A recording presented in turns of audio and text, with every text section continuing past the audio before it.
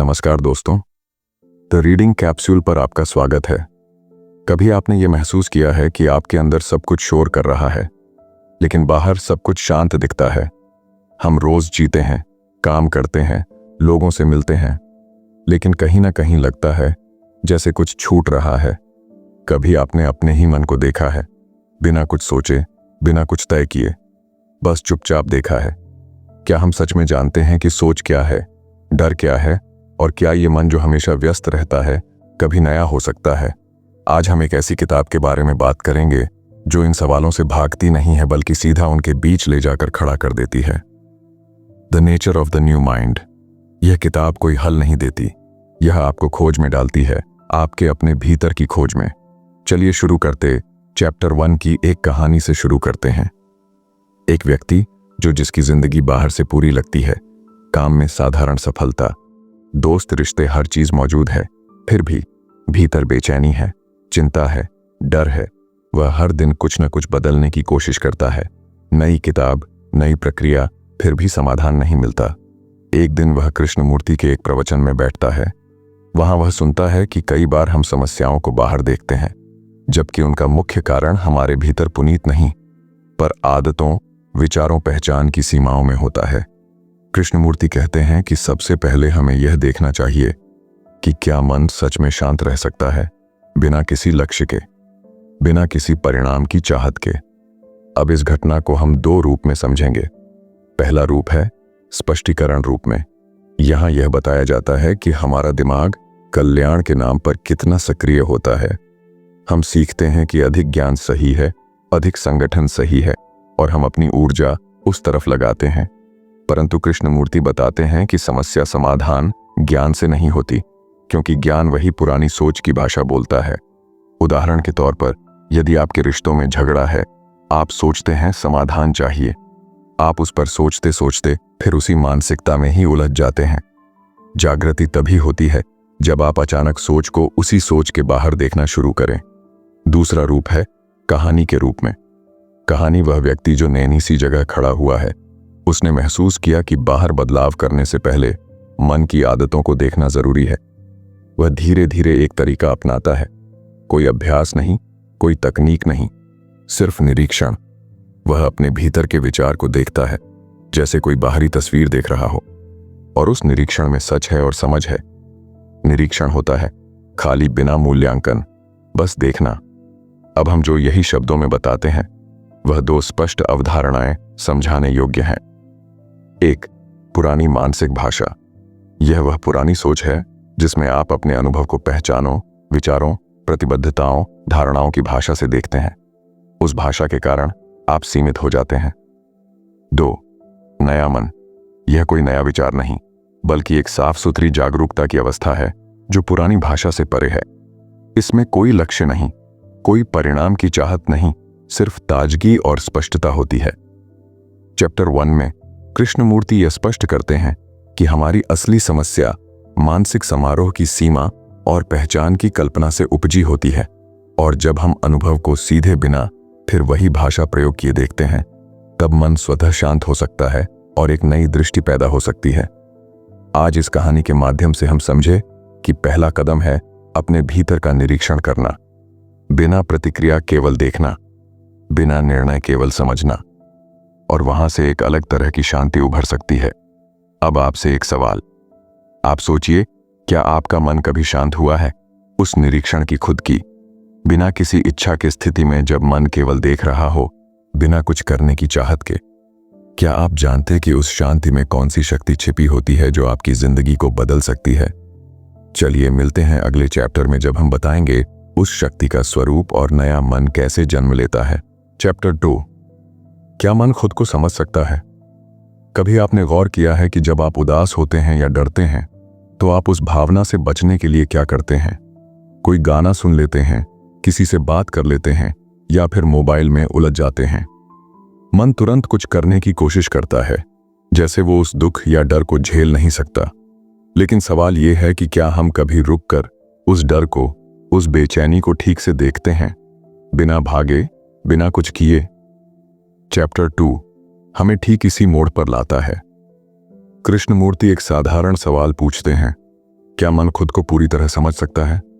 अब सुनने में ये बड़ा आसान लगता है, लेकिन ये सवाल जितना सीधा है, इसका मतलब उतना ही गहरा है। कहानी से समझते हैं। कल्पना कीजिए, एक लड़की है, नाम रखते हैं साक्षी। साक्षी अपने कॉलेज की पढ़ाई में ठीक है, दोस्त भी हैं, परिवार भी है, लेकिन अक्सर वह अंदर से खुद को खोया हुआ पाती है। छोटी सी बात भी उसे ज्यादा सोचने पर मजबूर कर देती है। कोई कुछ कह दे तो वह देर रात तक वही दोहराती रहती है। एक दिन साक्षी पढ़ती है। मन जब अपनी गतिविधि को बिना हस्तक्षेप के देखता है, तभी वह खुद को समझ सकता है। वह रुकती है, सोचती है, क्या मैं खुद को कभी उस तरह देख पाई हूं? और यहीं से उसका सफर शुरू होता है। अब जरा विस्तार से बात करते हैं। कृष्णमूर्ति कहते हैं कि मन को समझने के लिए उसे देखना पड़ता है, जैसे आप एक नदी को देखते हैं।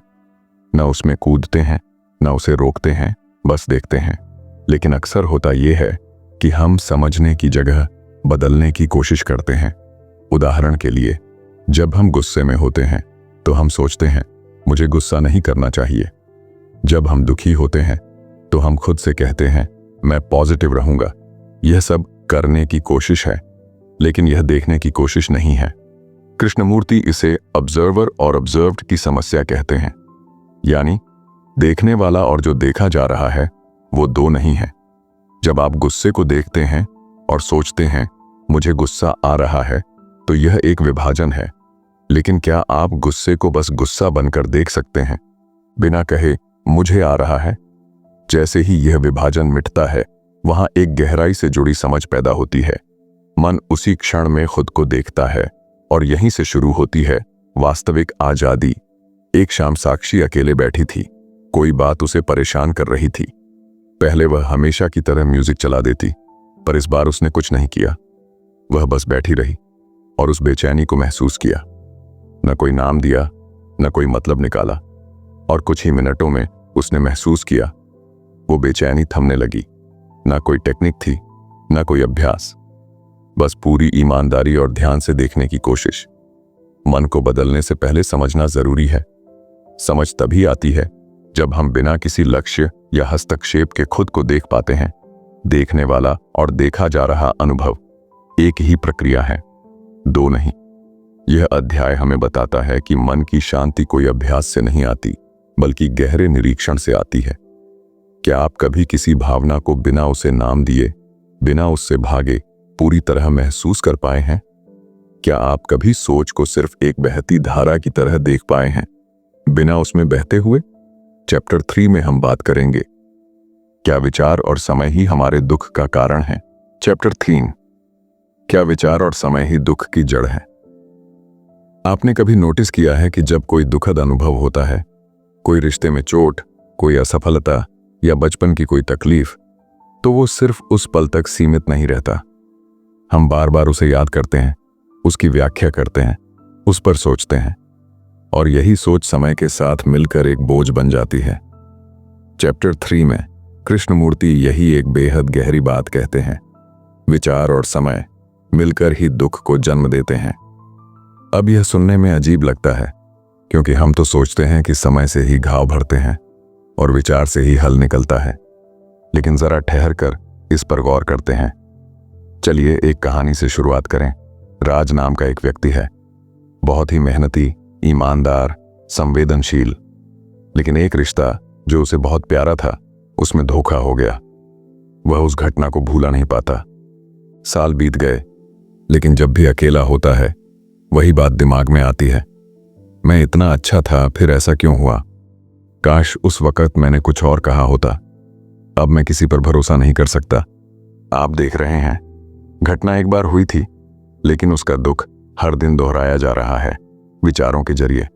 और यही है कृष्णमूर्ति की बात का मूल। घटना तो बीत गई, लेकिन दुख विचार और समय में जिंदा है। अब इसे सरल शब्दों में समझते हैं। विचार, कृष्णमूर्ति कहते हैं कि विचार एक प्रतिक्रिया है, यादों का, अनुभवों का और सीखे हुए ज्ञान का। यह कभी नया नहीं होता, यह हमेशा पुराने से आता है। जब आप किसी बात को याद करते हैं और उस पर सोचते हैं, आप मूल भावना को दोबारा जीवित करते हैं। समय, साइकोलॉजिकल टाइम। यह वह समय नहीं है जो घड़ी में होता है, बल्कि वह है जो मन में चलता है। कल मैं ठीक हो जाऊंगा, कुछ साल में सब ठीक हो जाएगा। काश वो ऐसा ना हुआ होता।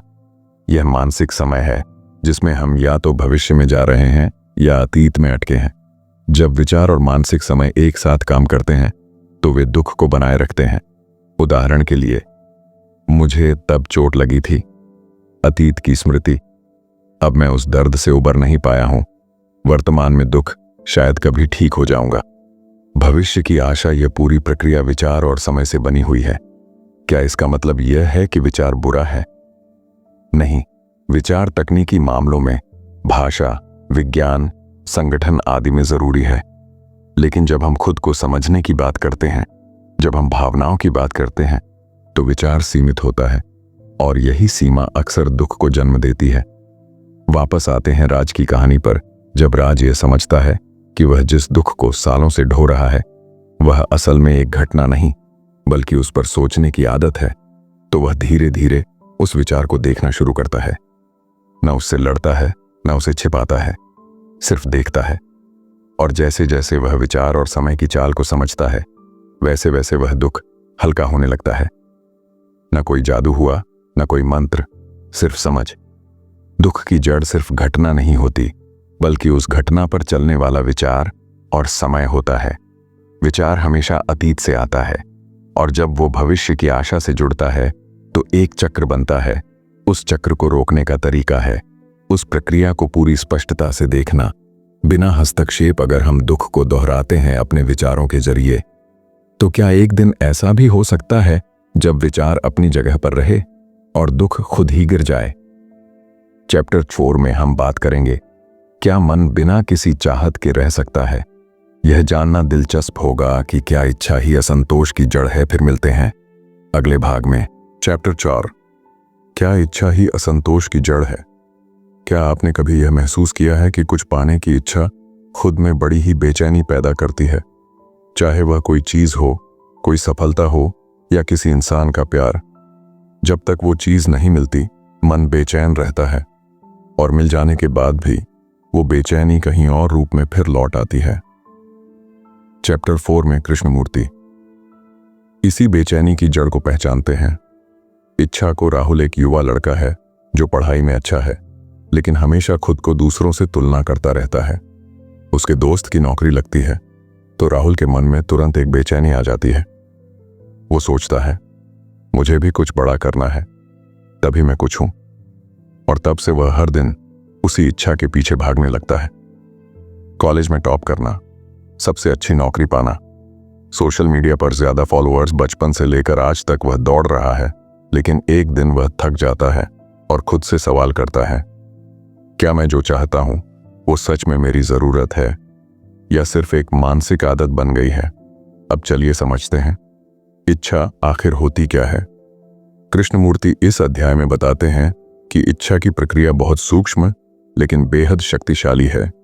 इच्छा एक बहुत ही सामान्य चीज लगती है, लेकिन इसका जड़ देखना बहुत जरूरी है। वो इसे 3 चरणों में समझाते हैं। 1, देखना, परसेप्शन। आपने कुछ देखा, जैसे कोई महंगी कार। 2, संवेदना, सेंसेशन। देखने के साथ शरीर ने प्रतिक्रिया दी, अच्छा लगा मन को। 3, कल्पना, इमेजिनेशन। आप सोचने लगे, काश ये मेरी होती। यहां से इच्छा ने जन्म लिया, यानी जो हम देख रहे हैं, जो हम महसूस करते हैं और जो हम कल्पना करते हैं, इन तीनों का मेल होता है। इच्छा और फिर मन उसी को पाने में लग जाता है, चाहे वो एक भौतिक वस्तु हो या किसी की सराहना या कोई आध्यात्मिक अनुभव। लेकिन परेशानी कहाँ शुरू होती है? समस्या वहां आती है जब इच्छा असंतोष में बदल जाती है।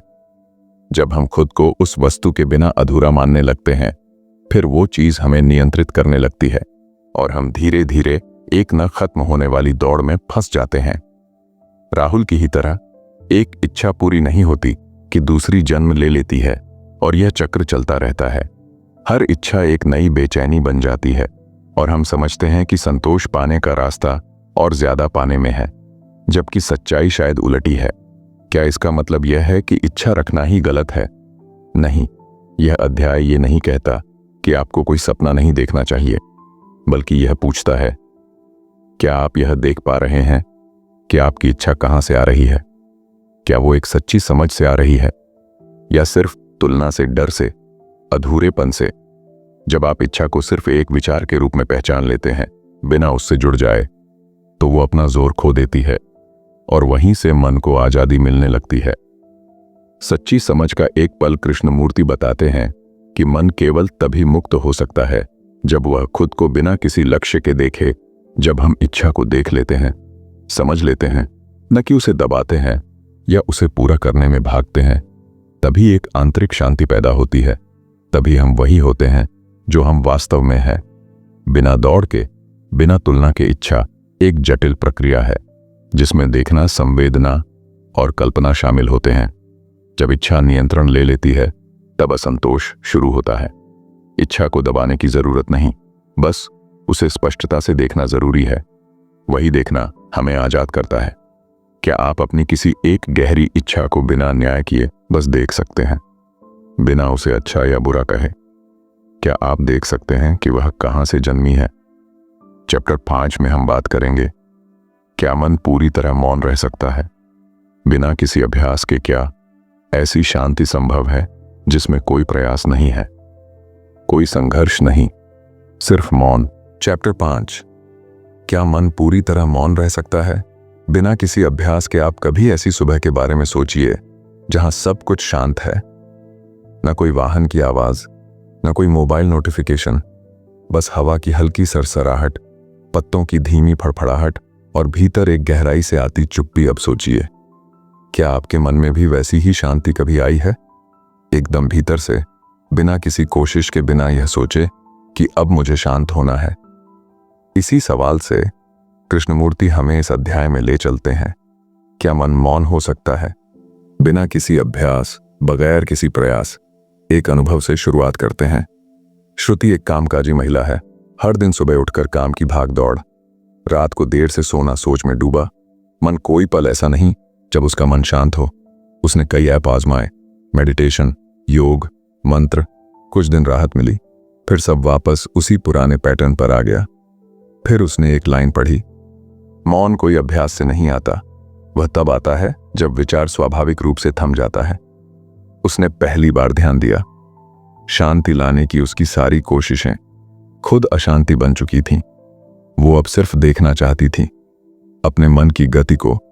बिना कुछ किए अब बात को गहराई से समझते हैं। हम अक्सर सोचते हैं कि मौन यानी दिमाग में कोई विचार ना हो, इसलिए हम सोच को रोकने की कोशिश करते हैं। लेकिन विचार जितना रोको उतना जोर से आता है, जैसे किसी पानी की धार को हाथ से रोकने की कोशिश। कृष्णमूर्ति कहते हैं, मौन एक स्थिति नहीं है, यह समझ से आता है। और यह तब होता है जब आप विचार को संघर्ष के बिना देखना शुरू करते हैं। बस देखना, अभी मन में क्या चल रहा है। वो कहते हैं, मौन तब नहीं आता जब आप चाहते हैं कि शांति आए।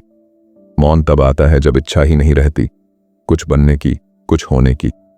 यह कोई परिणाम नहीं है, बल्कि परिणाम के पीछे भागने का अंत है। मौन और चेतना का संबंध। यह अध्याय इस बात पर भी रोशनी डालता है कि मौन कोई खालीपन नहीं है, बल्कि पूर्ण जागरूकता है। यह वो स्थिति है जब मन एकदम सतर्क है, लेकिन बिल्कुल शांत। जैसे आप किसी पहाड़ की चोटी पर खड़े हैं, कुछ नहीं बोल रहे, कुछ सोच नहीं रहे, लेकिन पूरी तरह सजग हैं कि क्या हो रहा है। वह सजगता ही मौन है। श्रुति का अनुभव। एक शाम जब श्रुति पार्क में अकेली बैठी थी, उसका ध्यान खुद ब खुद अपने भीतर चला गया। वो कुछ करने की कोशिश नहीं कर रही थी, बस पेड़ देख रही थी, हवा महसूस कर रही थी, और अचानक उसे लगा जैसे भीतर का शोर रुक गया हो। वो न कोई नाम दे रही थी, न कोई विश्लेषण, सिर्फ देख रही थी। वहीं पर एक मौन था, कोई अभ्यास नहीं, कोई मंत्र नहीं, सिर्फ गहराई से जुड़ी जागरूकता। मौन कोई टूल या टेक्निक से नहीं आता। मौन तब आता है जब विचार की गति को हम बिना हस्तक्षेप के समझते हैं। वह मौन सजगता से जुड़ा होता है, न कि सुस्ती से। मौन में ही सच्चा अवलोकन संभव होता है। वही ज्ञान नहीं, समझ का आरंभ है। क्या आपने कभी अपने मन को सिर्फ देखा है, बिना उसमें दखल दिए? क्या आपके जीवन में कभी कोई क्षण ऐसा आया है जहां सब कुछ थम गया हो, न प्रयास न विचार, बस मौन? चैप्टर 6 में हम बात करेंगे, क्या प्रेम वही है जो हम सोचते हैं, या वह कुछ और ही है? क्या प्रेम सिर्फ लगाव है या उसमें आजादी भी हो सकती है? क्या प्रेम में दुख होना स्वाभाविक है या यह हमारी गलत समझ का नतीजा? चैप्टर 6। क्या प्रेम वही है जो हम सोचते हैं या वह कुछ और ही है?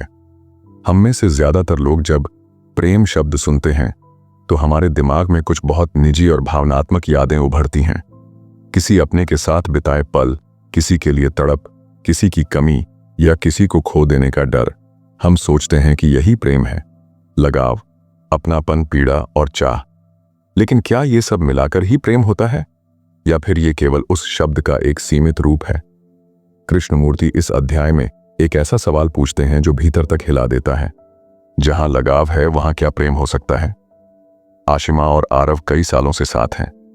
उनका रिश्ता मजबूत भी है और गहरा भी।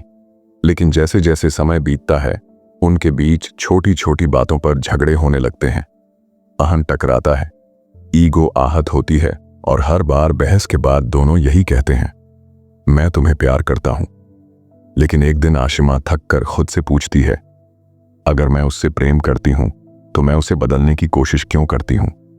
अगर वह मुझसे प्रेम करता है तो मुझे इतना डर क्यों लगता है कि वो मुझे छोड़ ना दे? यहीं से बात शुरू होती है। कृष्णमूर्ति कहते हैं कि हम जिस प्रेम की बात करते हैं वह अक्सर मालिकाना हक, डर, ईर्ष्या और सुरक्षा की भावना से जुड़ा होता है। हम प्रेम को एक सुरक्षा कवच बना लेते हैं और जैसे ही कोई उस सुरक्षा को छूता है हम टूट जाते हैं या गुस्सा करने लगते हैं। तो क्या वह प्रेम है या सिर्फ एक मानसिक बंधन जो प्यार के नाम पर हमें सीमित कर रहा है? प्रेम और लगाव में फर्क, लगाव में हमेशा भय होता है। अगर ये चला गया तो क्या होगा? प्रेम में स्वतंत्रता होती है। तुम जो भी हो मैं तुम्हें वैसे ही स्वीकार करता हूं। लगाव हमें किसी के साथ जोड़ता तो है, लेकिन उस जुड़ाव में हमारी खुद की इच्छाएं और अपेक्षाएं शामिल होती हैं और जब वे पूरी नहीं होती तो दुख पैदा होता है। प्रेम, जैसा कृष्णमूर्ति समझाते हैं, एक ऐसी स्थिति है जो तब जन्म लेती है जब स्वयं का केंद्र मिट जाता है। जब मैं और मेरा हावी नहीं होता तभी सच्चा प्रेम संभव होता है। एक पल की बात, एक दिन आरव और आशिमा साथ चुपचाप बैठे थे, बिना कोई बहस, बिना कोई योजना, बस एक साथ। पूरी उपस्थिति के साथ उस क्षण कोई अपेक्षा नहीं थी, कोई शिकायत नहीं। और आशिमा ने पहली बार महसूस किया, शायद यही प्रेम है। कोई नाम नहीं, कोई दावा नहीं, बस एक शांत उपस्थिति। कृष्णमूर्ति की बात को सरल शब्दों में समझें। प्रेम कोई भावना नहीं है जिसे हम जाहिर करते हैं। यह एक स्थिति है जो तब आती है जब मन में संघर्ष नहीं होता। जहां डर खत्म होता है वहां प्रेम होता है। जहां तुलना नहीं होती वहां प्रेम होता है। और जहां आजादी होती है वहां प्रेम अपने शुद्ध रूप में मौजूद होता है। प्रेम और लगाव को एक दूसरे से अलग देखना बेहद जरूरी है। प्रेम किसी को बदलने की कोशिश नहीं करता। प्रेम में सुरक्षा खोजने की जरूरत नहीं होती। प्रेम में स्वतंत्रता और करुणा दोनों साथ चलते हैं। इस वीडियो को यहीं खत्म करते हुए मैं सिर्फ एक बात दिल से कहना चाहता हूं। हम सब अंदर से कुछ न कुछ ढूंढ रहे हैं, कभी शांति, कभी समझ, कभी बस एक ठहराव। और अगर आपने आज जो सुना या महसूस किया वो आपके भीतर जरा सा भी हलचल लाया हो तो खुद से एक छोटा सा वादा कीजिए कि आज या कल किसी भी एक पल आप बस रुकेंगे और खुद को पूरी ईमानदारी से देखेंगे, बिना भागे, बिना बदले। यही छोटा सा कदम शायद आपके भीतर एक गहरा बदलाव शुरू कर सकता है। अगर यह सफर आपके लिए मूल्यवान लग रहा हो तो जुड़िए, सोचिए और किसी और के साथ भी बांटिए, शब्दों से नहीं, अनुभव से। क्योंकि असली बदलाव वहीं से आता है जहां हम दिखावा नहीं करते बल्कि महसूस करते हैं। ख्याल रखिए और खुद के साथ थोड़ा और सच्चे रहिए। हम फिर मिलेंगे एक और सच्ची बात के साथ।